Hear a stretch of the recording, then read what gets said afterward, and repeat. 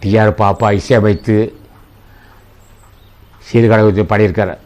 போத கந்தன் அலங்காரம், வேலுவிருத்தம் மயில்விருத்தம், அடுத்தது திருமந்திரம், அடுத்தது தெய்வமணி மாலை, அடுத்தது அப்போ கந்தன் அலங்காரம், வேலுவிருத்தம் மயில்விருத்தம், திருமந்திரம், தெய்வமணி மாலை இதெல்லாம் சீர்காழி பாடியிருக்கார்.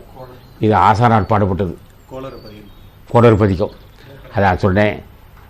கந்தன் அலங்காரம், வேலுவிருத்தம் மயில்விருத்தம், திருமந்திரம், தெய்வமணி மாலை, கோளறு பதிகம் அத்தனை கணவரால் பாடப்பட்டதே.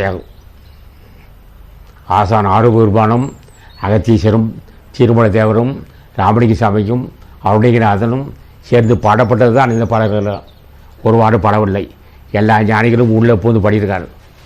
இதை புண்ணியவான்கள் தான் கேட்க முடியும், மற்றவருக்கு அது வாய்ப்பு கிடைக்காது. அது ரொம்ப ரசனையாக கேட்க வேண்டும். அந்த பாடலை கேட்கும்போது கை கொட்டுக்கொள்ள வேண்டும்.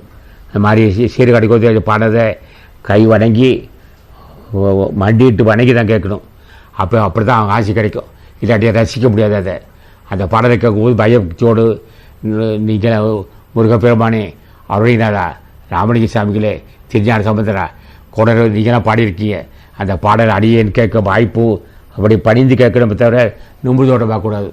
அப்போ அப்படியேப்பட்ட ஒரு பாடல் அது.